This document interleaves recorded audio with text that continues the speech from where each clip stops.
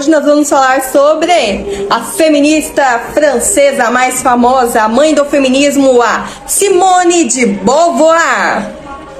A Simone de Beauvoir, ela era ateia e existencialista. Um escritor é James, e um sobrenome que eu não sei falar, ele escreveu o livro Universo ao Lado. Ele diz que o existencialismo ateu, ele declara que se não existir Deus, todo fundamento universal desaparece e origina uma subjetividade moral, uma tentativa de autodeterminação de si para si. As informações que eu vou passar a seguir é sobre o livro da Simone de Beauvoir, O Segundo Sexo. Curte, compartilhe, se inscreve no canal. Tem uma frase que eu acredito que é do amante da Simone de Beauvoir, que é o Sartre. Ele diz que o ser humano, ele existe, ele cresce, entra em cena e depois ele se define. Mas no caso, as mulheres, elas são definidas pelos homens. Para Simone, as mulheres, elas sempre são definidas pelos homens, porque os homens, pelo sistema do patriarcado, eles dá sempre um jeito da mulher ser subordinada a ele. A Simone, ela mostra no livro várias formas de inferiorizar as mulheres para abarcar o máximo de mulheres para que todas elas se sentissem oprimidas. A Simone, ela faz uma comparação, ela compara como se estivesse nessas posições: o homem, o antissemita e o racista. Do outro lado, a mulher, o judeu e o negro. Ela diz que o homem só se prevalece, só se põe se opondo o outro. Ele só se opõe se ele deixar a mulher, ele só se põe, se ele deixar a mulher em condição de subordinação. A Simone, em todo o seu livro, ela tenta inferiorizar as mulheres de todas as formas possíveis para abarcar o máximo de mulheres possíveis para manter essa espinha dorsal que é do feminismo, porque pode existir várias vertentes, mas a espinha dorsal é que as mulheres são oprimidas pelo sistema patriarcal e também que não existe mulher, torna-se mulher. Simone de Beauvoir fala que a mulher não nasce mulher, ela torna-se mulher a partir do momento que ela se sente mulher, ela é. A Simone, ela diz que a mulher nunca se define, que ela nunca se autodetermina, e isso é assim, tem que ser na visão dela de definição. Se a mulher se define como mãe e esposa, não vale. Porque uma mulher que aceita casar, por exemplo, porque a Simone não aceitou se casar com Sartre, está em decadência. Ela diz também, em tom de deboche, que as mulheres nunca conquistaram nada. Por exemplo, o sufrágio. As mulheres fizeram agitação simbólica, elas não conquistaram, elas nada tomaram, elas receberam, os homens concederam, elas receberam o que os homens queriam dar. Então, para a mãe do feminismo, o homem é um mal absoluto que criou o sistema patriarcal que impede a mulher de se autodeterminar.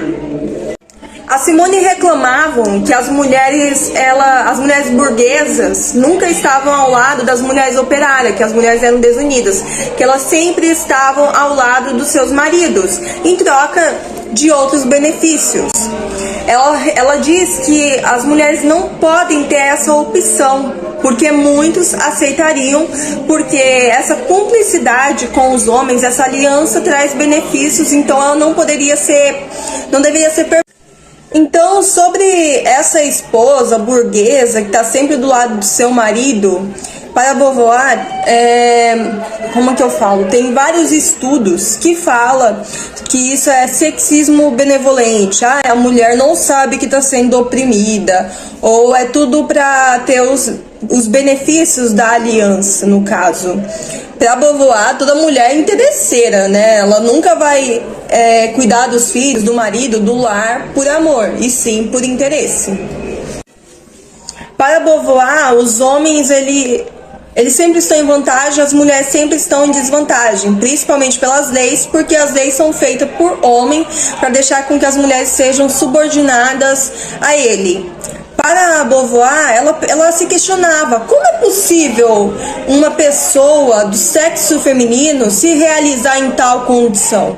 Como pode? Para ela era uma coisa impossível uma mulher, na condição de mulher, se autorrealizar. O livro Segundo Sexo, ele é dividido, né? Depois da introdução é dividido em 3 partes.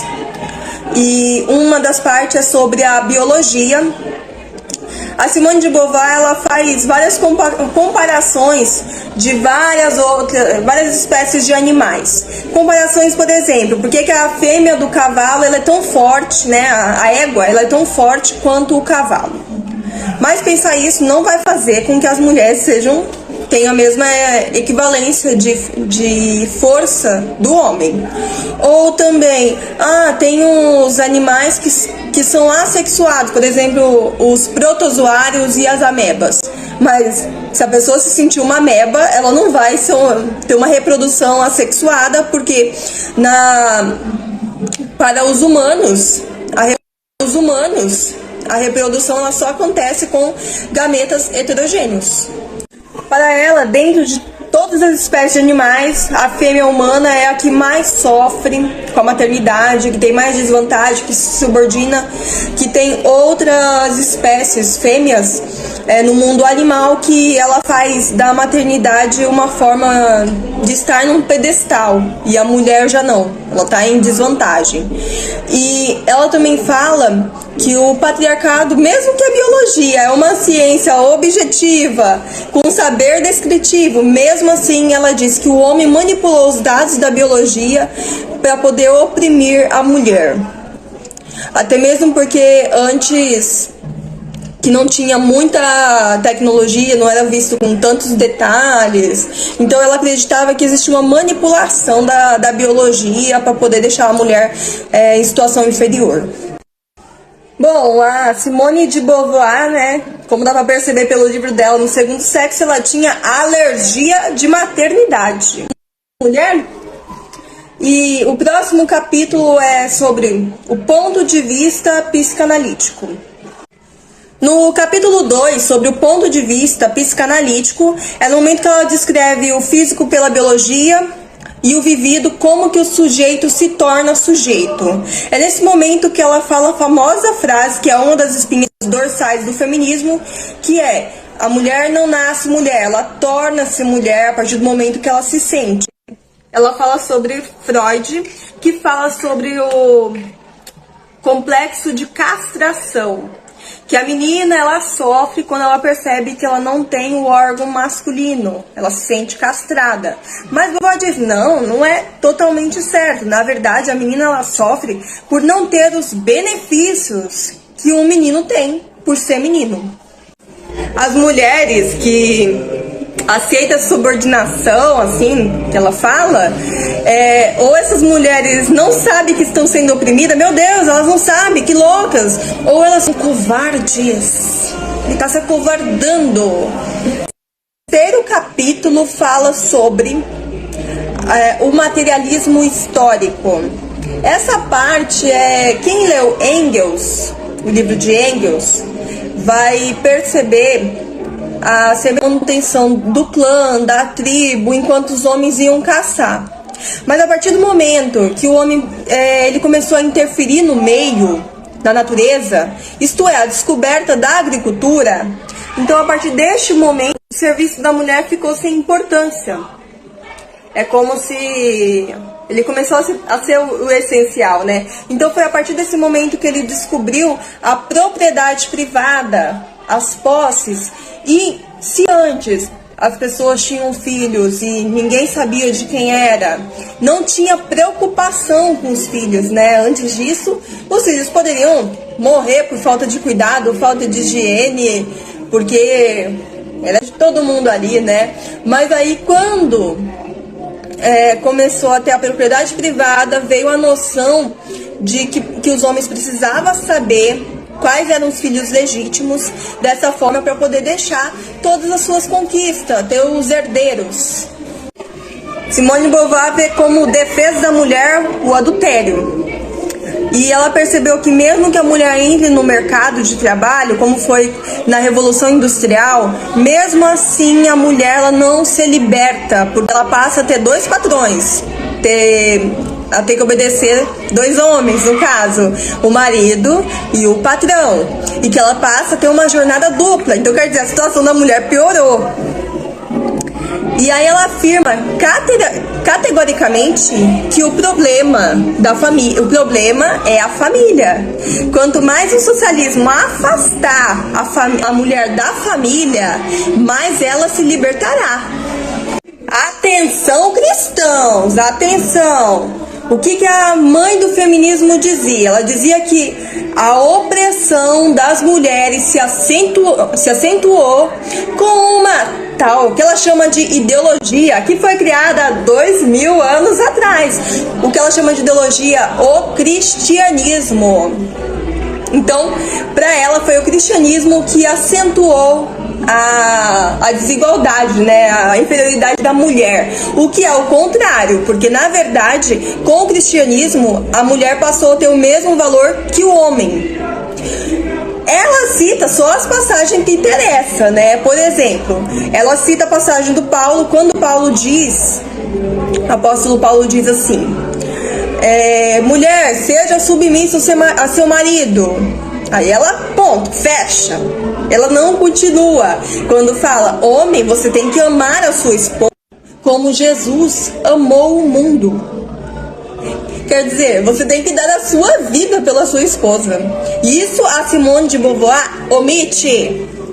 Ela também pega uma passagem da mulher de Provérbios 31. Aí ela pega uma parte lá para falar, nossa, como essa mulher trabalhava, era uma escrava, né? E ela não coloca a importância que essa mulher tinha perante a sociedade. Era uma mulher admirada. Na verdade, ela era a verdadeira Mulher Maravilha. Realmente. Por último, sobre os mitos, ela fala sobre que os mitos foram todos inventados por homens, que favoreciam aos homens, para poder manter o sistema patriarcal. E ela diz também que o mito, que ela chama de mito de Gênesis, né? Como ela é ateia, ela chama dessa forma, que é sobre Adão e Eva. Ela diz que a Eva ela não foi criada da mesma forma que Adão. Ela não foi criada no mesmo tempo que Adão, né? Ela veio da costela de Adão para ser uma auxiliadora, companheira de Adão. Que a mulher não foi criada com um fim em si mesma. E ela também, e assim, sobre isso só vou falar, né? É reto, né? Praticamente. E a mulher parece que foi esculpida, mas segundo, né, uma mulher que foi esculpida, cada detalhe por Deus é inferior, né? Não que o outro não seja inferior, não, mas eu quero dizer que olha o amor que Deus teve, né? Cada um de uma forma com as suas diferenças e com as suas qualidades que se completam. E outra coisa interessante que você percebe que hoje em dia tem a questão do sangue menstrual, que tem muita mulher hoje que, sei lá, elas parecem que querem andar suja, né?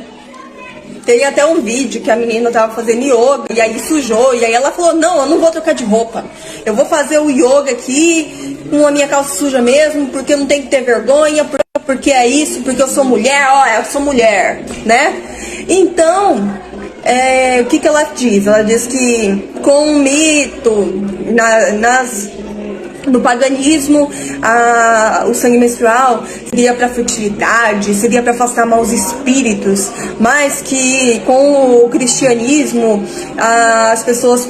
os homens passaram a ter mais repulsa, assim, né? Então a Simone, ela concorda com Engels que a propriedade da família é o mal, né? É o motivo da opressão da mulher, no caso, e os males do mundo.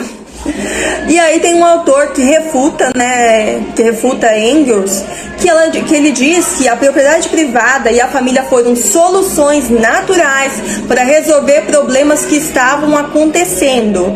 Por quê? Com o amor livre tinham mais bebês. E como não tinha cuidado com nada, aqueles bebês ficavam desassistidos, as crianças ficavam desassistidas. Então tinham menos qualidade de vida. E como eles eram caçadores-coletores, depois que eles exploravam toda aquela terra, eles tinham que mudar de lugar. Mas no momento que o homem passou a interferir na natureza, eles começaram a ter mais qualidade de vida, né? Porque conseguiram produzir alimentos, a quantidade para as pessoas da tribo, do clã. E quando o homem começou a colocar essa parte que é minha, eu preciso saber quais são meus filhos legítimos para eu poder sustentar estes. Isso melhorou, porque assim, cada um se encarregava de sustentar os seus filhos. Então, tinha um cuidado, aquela coisa mais personalizada, né? Tinha um cuidado com a sua família. Isso melhorou a qualidade de vida dessas pessoas. Curte, compartilhe e se inscreve no canal.